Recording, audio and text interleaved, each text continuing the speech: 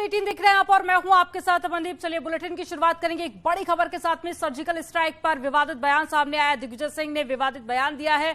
Surgical strike के कोई भी सबूत नहीं है। राहुल की यात्रा के दौरान ये बयान दिया गया दिग्विजय सिंह की तरफ से। एक बड़ी खबर आपको बता रहे हैं।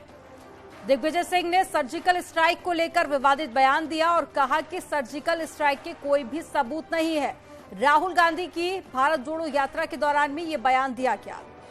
हालांकि पहली बार नहीं है जब दिग्विजय सिंह की तरफ से ऐसा बयान दिया हो। इससे पहले भी कई सारे बयान दिग्विजय के ऐसे रहे हैं जो कि कहीं ना कहीं कांग्रेस को संकट में डालते रहे हैं।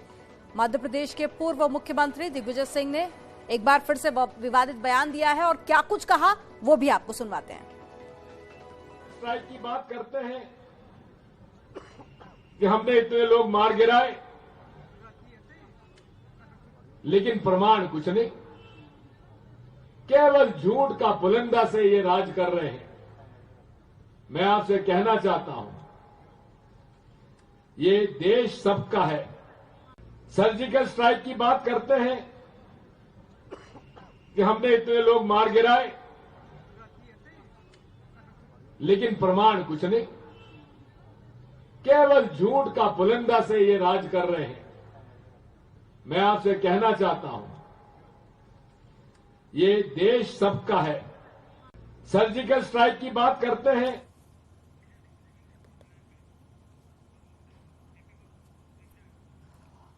तो आपने सुना कि क्या कहा दिग्विजय सिंह ने। ज्यादा जानकारी के साथ में मनोज कौल जुड़ गए हैं।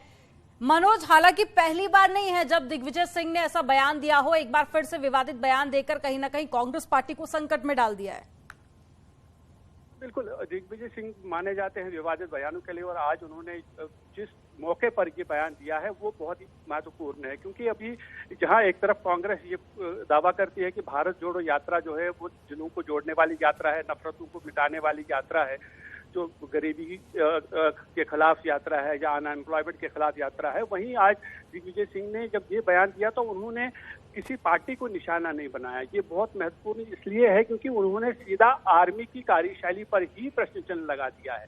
ये कहा है कि कोई सबूत नहीं मिला, यानी उनका कहने का ये मतलब है कि उस वक्त क्या आर्मी ने वहां सर्जिकल स्ट्राइक की, या अगर की तो उसमें किस तरह का नुकसान टेरर कैंप्स को हुआ। क्योंकि ये जो अटैक हुआ था, जो सर्जिकल स्ट्राइक हुई थी, वो पुलवामा अटैक के बाद की गई थी और वहां जो बालाकोट में जो टेरर कैंप्स थे उनको निशाना बनाया गया था इंडियन आर्मी की तरफ से, एयरफोर्स की तरफ से, और वहां काफी संख्या में जो है टेरर कमांडर्स मारे गए थे। तो इस मौके पर ये ऐसा बयान देना तो जरूरी ये है कि जो कांग्रेस पार्टी है, कांग्रेस पार्टी को उन्होंने एक बार फिर दुविधा में डाल दिया है। हालांकि हमने कोशिश की थी। मनोज, क्या बीजेपी की तरफ से या बीजेपी की किसी नेता की तरफ से इस बयान पर किसी तरह का कोई पलटवार या बीजेपी की तरफ से कोई रिएक्शन सामने आया अभी तक? जी हाँ, जहाँ आर.एस. पठानिया जो हैं, जो बीजेपी के स्पोक्स पर्सन हैं, उनसे हमारे एक साथी ने बात की तो उनका ये साफ कहना था कि कांग्रेस जहाँ एक तरफ ये कहती है भारत जोड़ो, वहीं दूसरी तरफ वो सेना पर ही सवाल उठा रही, सेना की कार्यशैली पर ही सवाल उठा रही है। तो उसका मतलब ये है कि कांग्रेस उन लोगों के साथ है जो देश के खिलाफ है। आर.एस. पठानिया का ये कहना था कि ये जो सर्जिकल स्ट्राइक हुई थी वो पाकिस्तान के खिलाफ हुई थी।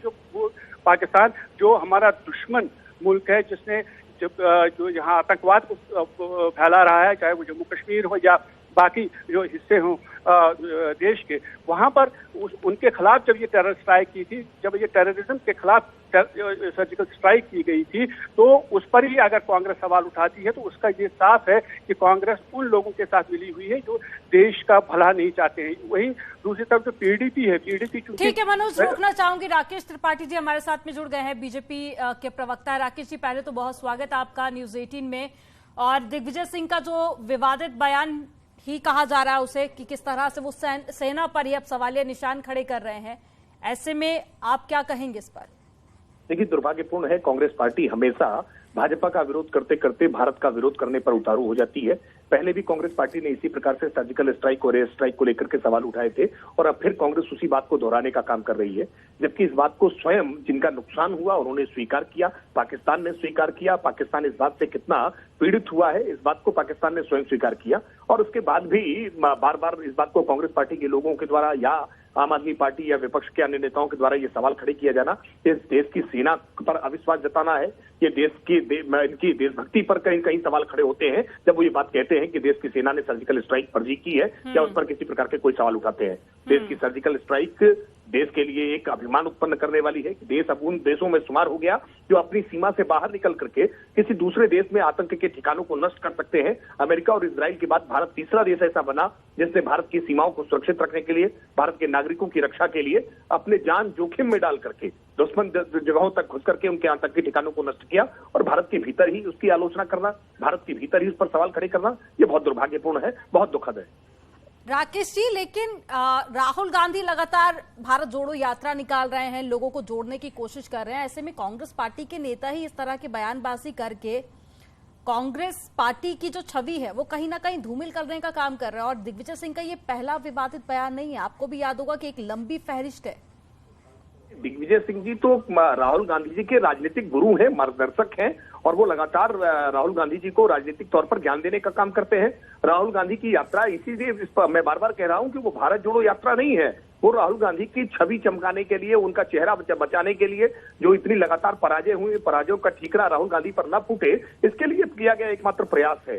बाकी भारत के प्रति किस प्रकार की भावनाएं लगातार कांग्रेस पार्टी रखती रही है, ये देश इससे अपरिचित नहीं है। एक के बाद एक लगातार उनके भारत विरोधी बयान, भारत तेरे टुकड़े होंगे, इंसान अल्लाह के नारे लगाने वाले लोग उनके साथ जब भारत जोड़ो यात्रा में चलते हैं तो स्पष्ट हो जाता है कि भारत जोड़ने का संकल्प नहीं, ये भारत तोड़ने का संकल्प है। लेकिन इनके इन प्रयासों से भारत टूटेगा नहीं। भारत अटक से लेकर कटक तक, कश्मीर से लेकर कन्याकुमारी तक, जो सरदार वल्लभ भाई पटेल ने सभी रियासतों को एकाकार करके एक भारत की कल्पना भारत के संविधान के साथ जोड़ करके दी थी, हम उस भारत को अक्षुण्ण बनाए रखेंगे, उसकी एकता अखंडता पर किसी प्रकार का कोई खतरा आने नहीं देंगे। और वास्तविकता में जो अखंड भारत है, जो आज पाक के ऑक्युपाइड कश्मीर है, हम उसको लेने की बात कर रहे हैं। लेकिन कुछ लोग जानबूझ करके भारत के स्वाभिमान को कम करने के लिए, भारत के गौरव को कम करने के लिए सेना पर सवाल उठाते हैं, भारत की शक्ति पर, भारत के शौर्य पर सवाल उठाने का काम करते हैं। लेकिन राकेश जी, ये जरूरी हो जाता है कि अगर कोई बार बार इस तरह की बयानबाजी कर रहा है या फिर बार बार सेना पर हमला कर रहा है, हम भी जानते हैं कि सेना किस तरह से मुस्तैद रहती है। 24 घंटे कई सारे जो सेना कर्मी है वो शहीद हो जाते हैं, उसके बाद हमारे देश की रक्षा होती है। तो किसी को भी ऐसे अधिकार नहीं होना चाहिए कि कुछ भी बोल दिया जाए। हमारे साथ में जुड़ने के लिए आपका बहुत शुक्रिया, और सहयोगी भी हमारे साथ में जुड़े हुए थे, आपका भी तमाम जानकारी साझा करने के लिए बहुत शुक्रिया आपका। और चलिए अब आपको उत्तर प्रदेश और उत्तराखंड की खबरें दिखाते हैं फटाफट अंदाज में।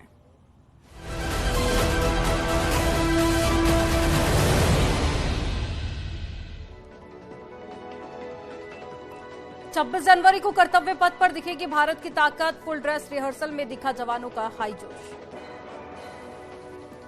पीएम मोदी ने 21 द्वीपों का किया नामकरण, सुभाष चंद्र बोस की याद में बने स्मारक का किया अनावरण, बोले कि नेताजी की पहचान छिपाने की हुई कोशिश। नेताजी सुभाष चंद्र बोस की जयंती आज, राष्ट्रपति और प्रधानमंत्री नरेंद्र मोदी ने पराक्रम दिवस की शुभकामनाएं दी। समुद्र में बड़ी भारत की ताकत, नौसेना के बेड़े में शामिल हुए सबमरीन सैंड शार्क और साइलेंट किलर के रूप में जानी जाती है आईएनएस बागीर। लखनऊ में जर्मनी के राजदूत से मिले सीएम, उन्नाव, लखनऊ और हरदोई जिले के विकास कार्यों की समीक्षा करेंगे सीएम योगी।